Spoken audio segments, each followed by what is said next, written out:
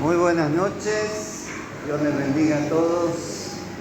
Recién estábamos en un hermoso tiempo de adoración, de canto a nuestro Dios, y una de las canciones decía: Santo, digno de adorar. ¿Qué tal si con el que está al lado suyo expresa oraciones de adoración, de gratitud, así como hizo la hermana recién? Porque todo lo que tenemos, todo lo que somos y todo lo que vamos a tener pertenece a nuestro Dios, Él nos ha dado. Así que con el que está al lado, haga una oración de adoración, de gratitud, de reconocimiento a Dios. Adoremos y sigamos en este espíritu de adoración a nuestro Dios.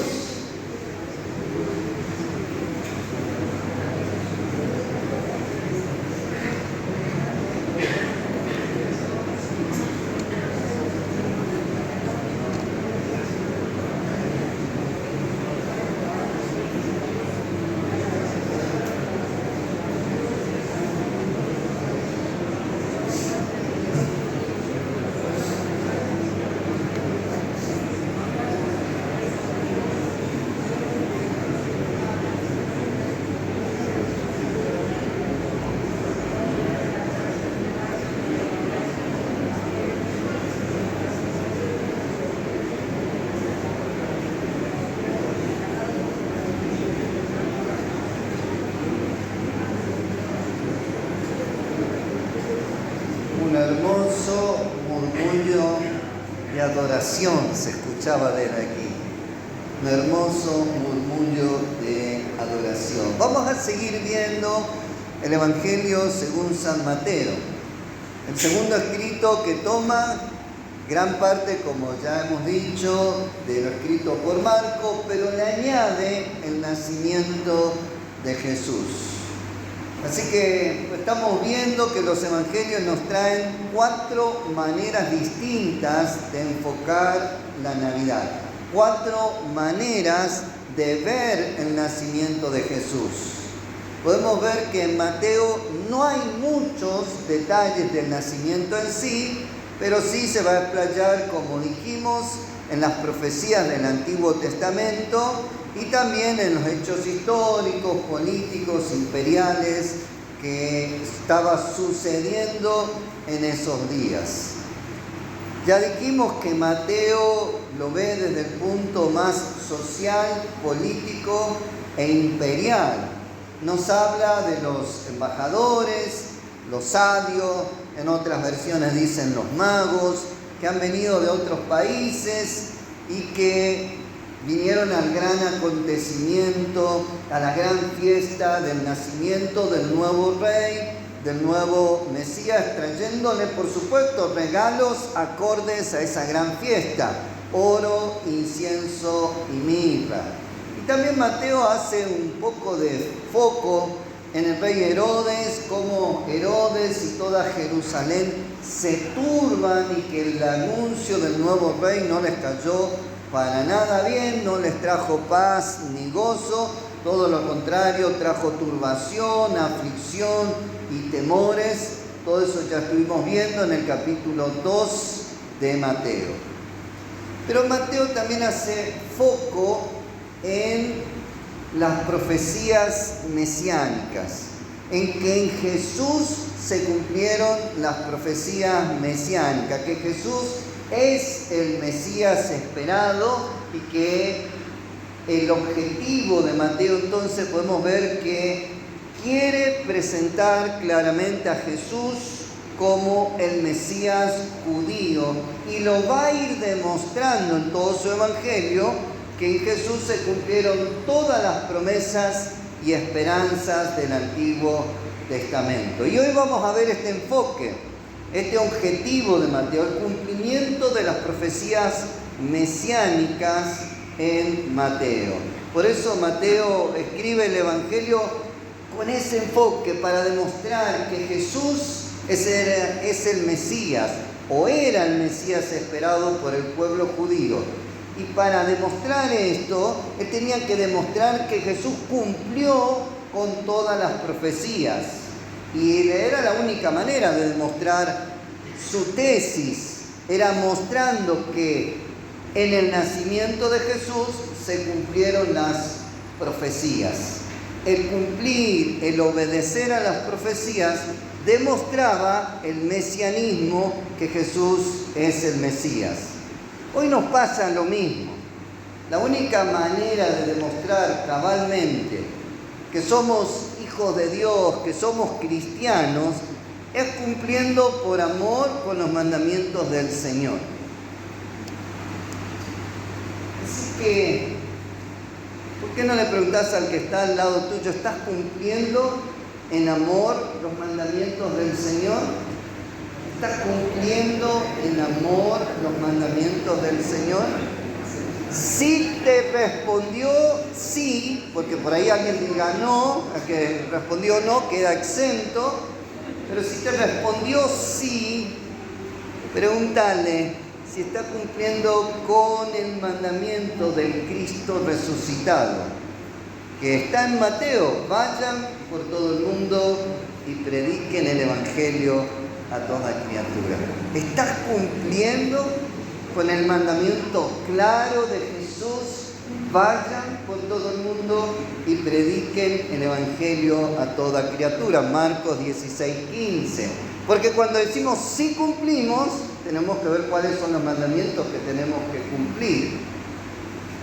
Bueno, lamentablemente hay muchos que por ahí se dicen ser cristianos, pero no cumplen con la palabra o con los mandamientos del Señor. Pero volviendo a Mateo, le pasaba lo mismo. En esos días había muchos que se decían que eran Mesías, pero no cumplían con las profecías. Por eso Mateo tiene que dejar muy en claro que Jesús era el Mesías, porque en él se cumplieron todas las profecías mesiánicas. En él se cumplieron todas las profecías mesiánicas. Había en la época de Jesús, un poquito antes, un poquito después, algunos que se levantaban como Mesías. Un tal Teudas, un tal Judas Galileo, todo eso está en la Biblia. Pueden buscarlo si quieren, Mateo 5, 34 al 39. Cómo había personas que se levantaban como Mesías, decían que eran Mesías, arrastraban un grupo de personas, pero no cumplían con todas las profecías. En Mateo 5, 34 al 39, se los leo. Entonces, levantándose en el concilio un fariseo llamado Gamaliel, doctor de la ley, venerado de todo el pueblo, mandó que sacasen fuera por un momento a los apóstoles. Había ahí una especie de asamblea. Y luego dijo: varones israelitas, mirad por vosotros lo que vais a hacer respecto a estos hombres. Porque antes de estos días se levantó Teudas, diciendo que era alguien o un Mesías. A este se unió un número como de 400 hombres, pero él fue muerto y todos los que le obedecían fueron dispersados y reducidos a nada. Después se levantó Judas el Galileo en los días del censo y llevó en pos de sí a mucho pueblo. Pereció también él y todos los que le obedecían fueron dispersados. Y ahora os digo: apartaos de estos hombres y dejadlo, porque si este consejo, esta obra de los hombres, se desvanecerá. Mas si es de Dios, no la podéis destruir. No seáis tal vez hallados luchando contra Dios. En este relato de Hechos nos muestra dos que se habían levantado como Mesías, como salvadores, como defensores del pueblo. Pero también podemos ver otro en Hechos 21:38, un tal egipcio. Ahí solo le leo el versículo clave, 21:38 de Hechos. ¿No eres tú aquel egipcio que levantó una sedición antes de estos días y sacó al desierto los 400.000 sicarios? Los 4.000 sicarios, no 400, 4.000 sicarios. Había en el tiempo de Jesús, en el tiempo en que se escribieron los evangelios, varios que se presentaban como Mesías, como salvadores, como defensores del pueblo, como aquellos que iban a ayudar a salir de la opresión romana de ese tiempo. Por eso Mateo, al escribir su evangelio, tiene el claro propósito de demostrar al pueblo judío que Jesús era el verdadero Mesías enviado por Dios y que en él, vuelvo a repetir, se cumplieron todas las profecías mesiánicas. Decile a tu hermano: Mateo escribe el evangelio con el propósito de demostrar que Jesús es el verdadero Mesías. O de solamente decirle: Mateo escribe para que vos y yo entendamos que Jesús es el verdadero Mesías, el verdadero Cristo. Es lo que estamos viendo en este tiempo. Y ahora vamos a verlo, que Mateo tiene muy claro este propósito al escribir. Por eso cuando usted lee el Evangelio según San Mateo capítulo 1, va a encontrar en el capítulo 1 un título: Genealogía de Jesucristo y nacimiento de Jesucristo. A diferencia de Marcos y de Juan, que ya vimos, Mateo empieza con una genealogía para demostrar que Jesús viene del linaje escogido y santo, que viene de un linaje especial. Mateo 1:1, libro de la genealogía de Jesucristo, hijo de David, hijo de Abraham. Ya lo está presentando. ¿Hijo de quién? ¿De qué sangre? ¿De qué estirpe? ¿De qué tribu viene Jesús, el Cristo? Y es muy semejante, si ustedes tienen sus Biblias y abren, solamente para que lo vean, a Génesis 5, donde habla de la descendencia de Adán. Y empieza: este es el libro de las generaciones de Adán, el día en que Dios creó al hombre, a semejanza de Dios lo hizo. Y también, tomando el Antiguo Testamento como base, Mateo es muy similar a lo que está en Primera de Crónicas. No hace falta que lo busquen, pero si quieren lean los títulos. Primera de Crónicas, capítulo 1, 2, 3, 4, 5, 6, 7 y 8, son todas genealogías. Genealogías de Adán, de Noé, de Sem, de Ismael, de Esaú, de Israel, de las 12 tribus. Son todas genealogías. ¿De dónde vino esta persona? De tal, nacido de tal. Por eso Mateo, para comenzar su evangelio, dice: voy a comenzar demostrando de qué genealogía, de qué sangre es Jesús, y tomando el Antiguo Testamento como base para presentar cómo se hizo en Génesis, se hizo en Crónica y en otros lugares donde se tomaban las genealogías. Veamos entonces ahora las profecías del Antiguo Testamento, las más conocidas, sobre el Mesías esperado por el pueblo de Dios.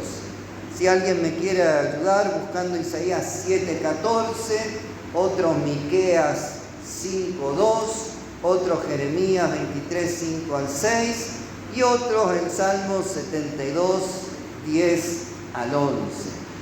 Primero vamos a leer Isaías 7:14.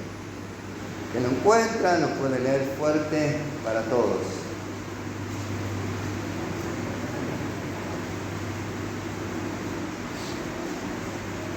Por tanto, el Señor mismo os dará señal, que aquí que la Virgen concebirá y dará a luz un hijo y llamará su nombre Emmanuel. Aquí podemos ver una profecía mesiánica que habla de que el nacimiento del Mesías tenía que ser un nacimiento virginal. Un verdadero Mesías nacía de un nacimiento virginal. La otra profecía, Miqueas 5:2,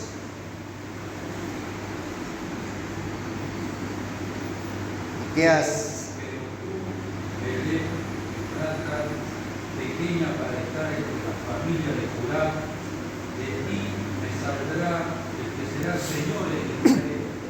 Sus salidas son desde el principio, desde los días de la eternidad. Muchas gracias. Y aquí podemos ver dónde tenía que nacer el Mesías, en Belén. De ahí tendría que nacer el Mesías. Jeremías 23, 5 al 6. Y otro que esté buscando ya, Salmo 72, 10 al 11.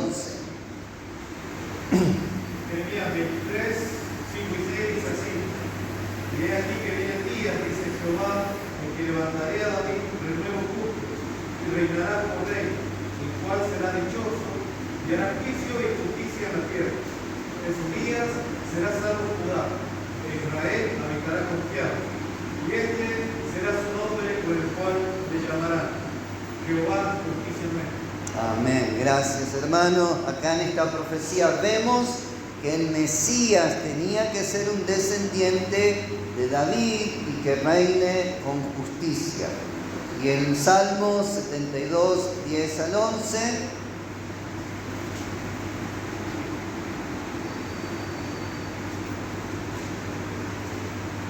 se los leo. Los reyes de Tarsis y de las costas traerán presentes.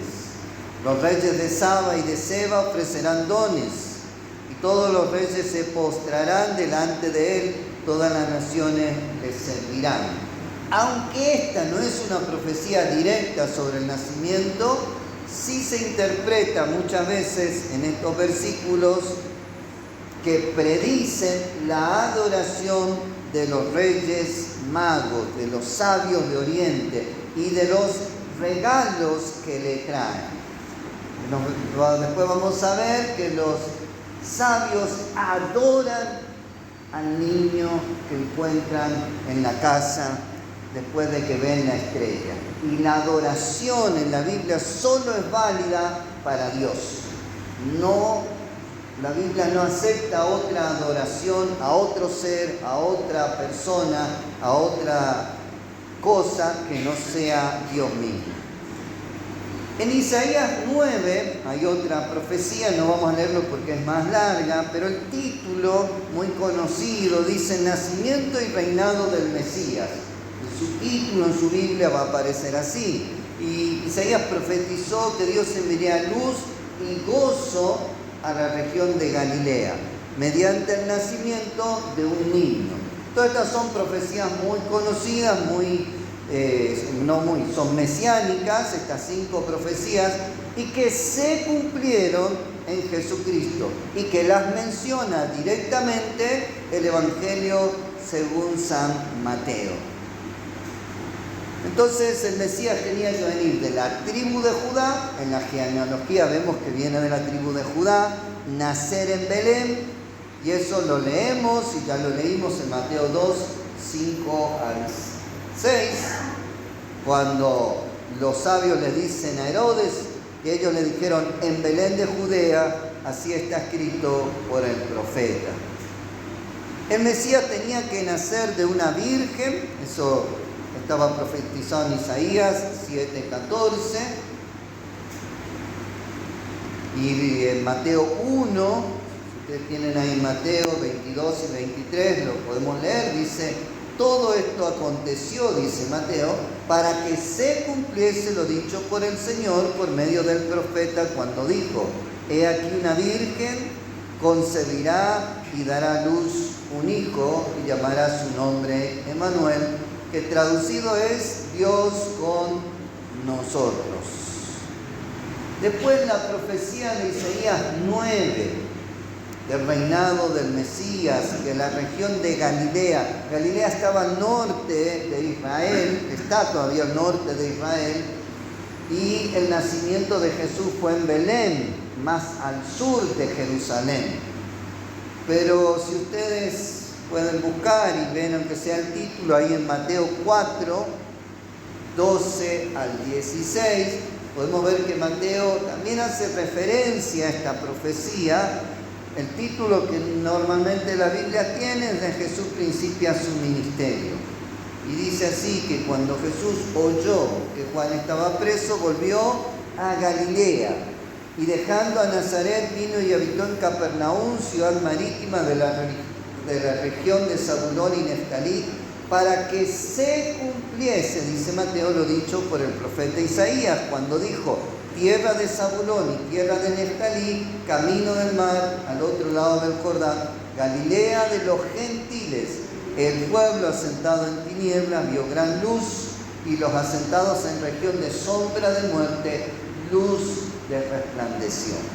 Mateo hace foco de que todas las profecías mesiánicas se cumplieron en Jesús desde el nacimiento.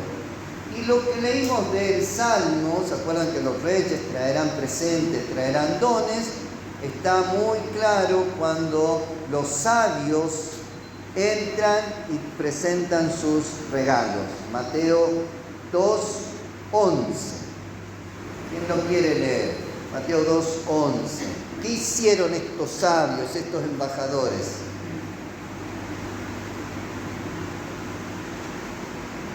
Y al entrar en las casas, vieron al niño con su madre María, postrándose, lo adoraron, y abriendo sus tesoros, le ofrecieron presentes, oro, incienso y vino. Al entrar en la casa, por ahí hay que tener en cuenta, no en el pesebre, en la casa, se postraron y adoraron. Y en la Biblia solo se permite la adoración al único y sabio Dios. Y le ofrecieron los presentes oro, incienso y mirra, cumpliendo también con la profecía de los salmos. Y por último, podríamos decir que Mateo muestra, es el único que muestra, la estrella de Belén. Ahí tenemos una linda estrella acá. No sé si es la de Belén, pero por lo menos de Casero 2.14 es. La estrella de Belén se asocia con el nacimiento de Cristo y la visita de los magos, hombres sabios. Se relata en Mateo 2 y el contexto da a entender que la estrella de Belén solo se le apareció a los magos, a los sabios de Oriente. Muy probablemente venían de Persia o el actual Irán. Y no hay constancia bíblica de que nadie más observara la estrella de Belén. Los sabios de Oriente vieron que algo en el cielo, vieron la estrella y que les avisó, les alertó que nacía un nuevo rey, el Mesías judío. Los sabios o los embajadores no se refieren a la estrella como la estrella de Belén. Ese es el nombre que le ponemos nosotros. Cuando leemos Mateo 2:2 dice su estrella. Se refieren a su estrella. Vimos su estrella y por eso vinimos. Y para ellos era una clara señal del nacimiento de un rey. Y los impulsó a hacer ese largo viaje. Por supuesto, ellos pensaban que iban a nacer en Jerusalén porque era la capital del reino de los judíos o del pueblo de Dios. Ellos no sabían la profecía de Miqueas, de que el rey, el Mesías, tenía que nacer en un pueblo muy pequeño que era Belén. En Jerusalén los sabios o embajadores se presentan, como ya lo vimos, delante de Herodes, del rey, y le dicen que estaban buscando al nuevo rey, al nuevo Mesías. Donde después le dicen, ¿te desconocen? No, acá no tiene que nacer, tiene que nacer en Belén. Y cuando ellos salen, vuelven a ver la estrella. Y dice que la estrella que habían visto en Oriente iba delante de ellos, y llegando se detuvo sobre donde estaba el niño, y se regocijaron con muy grande gozo. Versículos 9 y 10. Aparentemente la estrella era móvil. Condujo a los sabios al lugar preciso donde podían encontrar a Jesús. Las demostraciones, las actuaciones, lo que hacemos en Navidad, suelen mostrar a los magos visitando a Jesús la noche de su nacimiento. Y es probable, muy probable, que eso realmente no ocurrió de esa manera. El rey Herodes se enteró de los sabios la hora exacta en que había aparecido la estrella. Eso ustedes después lo pueden leer en Mateo 2:7.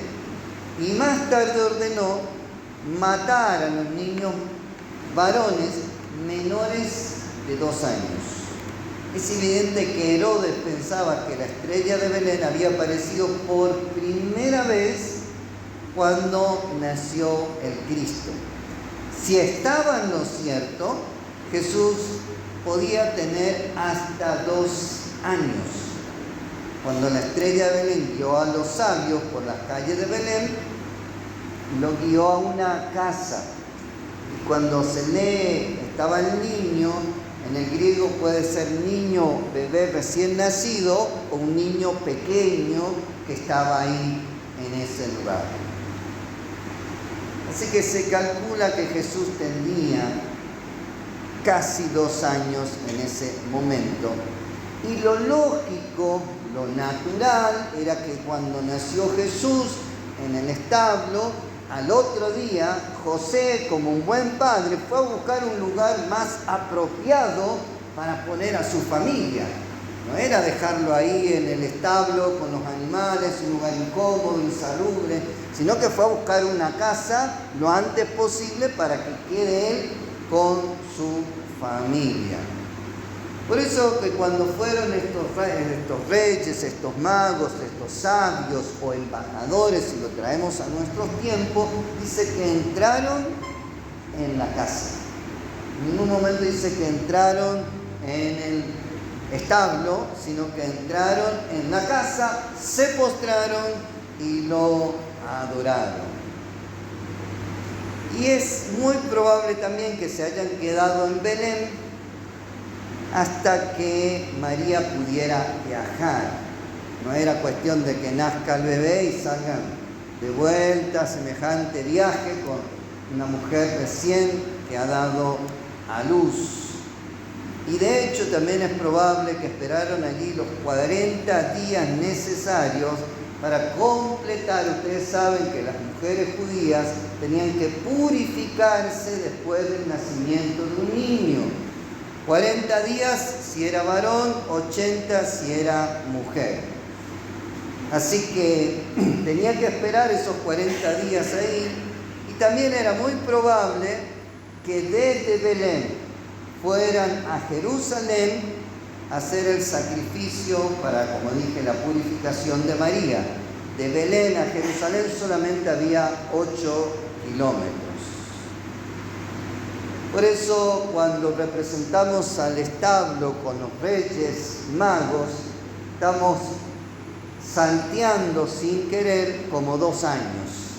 Estamos juntando 2 eventos, uno el nacimiento en el momento justo y lo que pasó 2 años después. Lo solemos juntar ahí. Por ahí sería lindo hacer alguna vez alguna representación, una obra de teatro, yo sé que ustedes son muy habilidosos, del nacimiento de Jesús según San Mateo nada más. A ver cómo sería el nacimiento de Jesús según el Evangelio de San Mateo. Ahora, también ustedes podrían preguntarse, y es lógico, cómo esa gente pagana, casi seguro que venían de la zona de Persia, estos sabios de Oriente, de Persia, sabrían sobre el Mesías judío que tenía que nacer. Ahora, sin duda que ellos estuvieron expuestos a los escritos del profeta judío Daniel. No lo vamos a leer hoy, pero si usted quiere después lo puede leer. Daniel 9, 24 al 27, habla del nacimiento del Mesías y da un calendario de fechas. Ahí pueden leer las fechas probables del nacimiento. También podemos ver lo que el profeta pagano, Balaam, hijo de Beor, que era también de la zona de Persia, lo nombra de que iba a aparecer una estrella de parte de Jacob. Eso sí, búsquenlo, Números 24:17, donde habla de la aparición de una estrella de Jacob, de que de Jacob saldrá estrella. Entonces estos sabios tenían profecías de Daniel y tenían las profecías de Balaam sobre el nacimiento de un Mesías esperado. Número 24:17, ¿alguien lo puede leer? Lo veo más ahora, no ahora, lo contemplo más, no de cerca. ¿Será la estrella de Jacob? Saldrá. Saldrá la estrella de Jacob, se levantará centro de Israel, Herirá. las sienes de Ramá, y destruirá a todos los hijos del sol. Muchas gracias, hermano. Saldrá estrella de Jacob. La profecía. Y va a llegar el tiempo que de Jacob, de los descendientes de Jacob, iba a nacer alguien que era como una estrella. Por eso es una profecía, es algo que se habla a futuro. Y se levantará cetro de Israel. Entonces podemos ver que Mateo hace foco a todas las profecías mesiánicas del Antiguo Testamento y que en Jesús se cumplieron todas esas profecías del nacimiento. También vimos que él hace un poco de foco en lo político, en lo imperial de esa época, pero principalmente Mateo quiere presentar a Jesús como el Mesías esperado por el pueblo judío. Y vuelvo a decir, y en él se cumplieron todas las profecías mesiánicas del nacimiento. En los otros que se habían presentado como Mesías no podían mostrar que las profecías se habían cumplido en ellos. En Jesús, todos sabemos, pero es bueno recalcarlo, nació de la Virgen María. La profecía decía que tenía que nacer de una virgen, que su nombre tendría que ser Emmanuel, Dios con nosotros, relacionado al obrar de Dios. Y Jesús tiene el nombre de Jesús porque es Salvador. ¿Salvador de quién? Del pueblo de Dios, el que venía a salvarnos. Nació en Belén de Judea, era descendiente de David y fue adorado desde su nacimiento. Los sabios, reyes, magos se postraron, adoraron al niño y le presentaron sus regalos. Queda más que evidente que Mateo presenta a Jesús como el Mesías, esperado y profetizado en el Antiguo Testamento. Por eso cita continuamente las profecías mesiánicas. Para Mateo no quedaba duda de que Jesús era el Mesías, que en él se cumplieron todas las profecías del Antiguo Testamento. Jesús, el Mesías esperado, el Mesías profetizado. Mateo lo tiene que escribir y dejar detalle por detalle continuamente. Mateo que va a leer para que se cumpliese lo dicho por el profeta. Y depende después qué profecía, qué profeta. Y esa era la clara señal de que Jesús era el Mesías, el cumplimiento de las profecías. Como les dije al comienzo, si hoy queremos saber quién es un cristiano que ama a Dios o simplemente un religioso, tenemos que ver los frutos. Jesús dijo, por los frutos los conoceréis. Si esa persona cumple en amor los mandamientos de Dios o no los cumple. Y uno de los mandamientos muy claros del Jesús resucitado es ir por todo el mundo y predicar el Evangelio a toda criatura. Y ese es un mandamiento que a veces se malinterpreta o que se deja de lado para algunos. Dice ir. vayan, no que se queden en el templo ni que esperamos que venga la gente al templo para predicar el Evangelio, sino nosotros y ¿en dónde? En todo lugar donde estemos y predicar el Evangelio a toda criatura. Pero volviendo a Mateo, que es lo que nos convoca en esta noche, una vez más podemos ver que los autores de los evangelios escribieron intencionalmente, con un propósito definido y para un público definido. Para Mateo era mostrar que Jesús era el Mesías esperado por los judíos y que en él se cumplieron todas las profecías del Antiguo Testamento. Y también muestra cómo este nacimiento tan esperado y profetizado trajo turbación, temores y muerte por el rey ilegítimo de ese tiempo llamado Herodes. Quiero dejar una pequeña enseñanza aquí. Hay una falsa enseñanza que todo lo de Dios trae paz y gozo. Normalmente hay gente que dice, no, lo de Dios va a traer paz y gozo y bendición. Y eso es sí y amén en aquellos que están esperando y cumpliendo con la palabra de Dios. Pero en otros no es sí y amén. Los que humanamente, con estrategias, con fabulaciones y una falsa espiritualidad se mantienen en los cargos, como el ejemplo que vimos, el ejemplo bíblico de Herodes y su corte, les trajo confusión y turbación. Entonces nos cabería aquí la pregunta, ¿qué nos trae o qué te trae la palabra de Dios en este tiempo cuando la escuchas? ¿Qué te trae la palabra de Dios en este tiempo? ¿Te trae paz? ¿Te trae gozo? ¿Te trae alegría y esperanza? ¿O te trae turbación en tu corazón y confusión?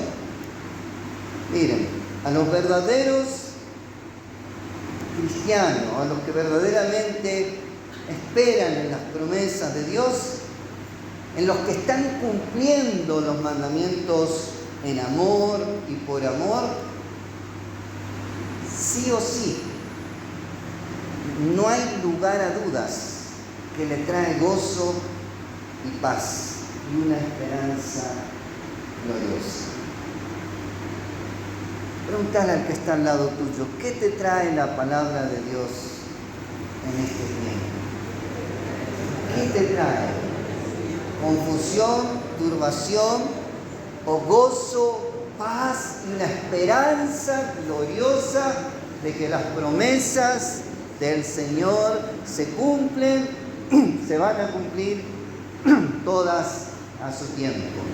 ¿Qué nos trae la palabra de Dios? Acá en Mateo hace como una clara diferencia a los que esperaban las promesas, aunque eran gentiles, aunque eran paganos, aunque no eran del pueblo de Dios, eran persas o eran del oriente, les trajo paz, gozo, esperanza. Se postraron y adoraron al niño y presentaron su regalo. Y a los judíos de Herodes y su corte les trajo mucha confusión, turbación, temores. Les seguro que les quitó el sueño en esos días. Y siempre pasa lo mismo. En algunos la palabra de Dios trae tanto gozo, tanta paz, tanta esperanza gloriosa, y en otros turbación, angustia y confusión. Dios les siga bendiciendo.